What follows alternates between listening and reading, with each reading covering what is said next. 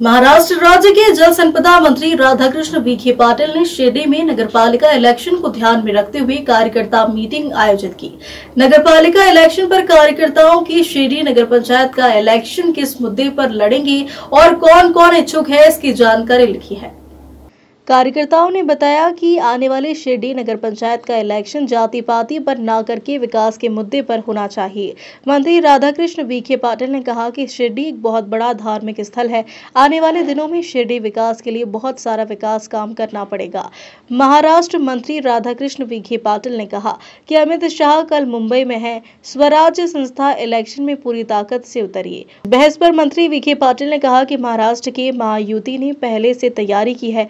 स्वराज संस्था इलेक्शन में सभी पक्ष का सुपड़ा साफ कर देंगे। कल मुंबई में राज ठाकरे के होने वाले मोर्चे के बारे में मंत्री विखे पाटिल ने कहा कि जिन लोगों ने नकारा नाटक करके लोगों की सहमति जमाने का काम कर रहे हैं, मतदाता इनके बहकावे में नहीं आए। नागपुर में बच्चू कडू का किसान कर्ज माफी आंदोलन के बारे में कहा, उसमें समिति गठित की है, वह उचित समय पर निर्णय लेगी। तयारीला लागा नेमकं काय आहे, सबका सुपड़ा साफ करेंगे।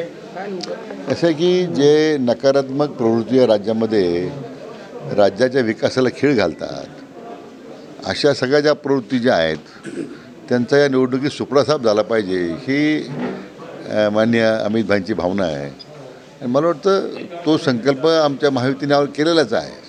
असं पण जे नागपूरमध्ये आंदोलन चालू आहे, शेतकऱ्यांची कर्जमाफी व्हावी, काय नेमकं नाही तर राज्य सरकारने एक समिती नेमलेली आहे, त्याहून त्यांची चर्चा करतायत आणि त्यामुळे शेवटी आंदोलन करण्याचा एक भाग असतो। आंदोलन प्रत्येकाला अधिकार आहे, सरकार आता त्यांची चर्चा करेल।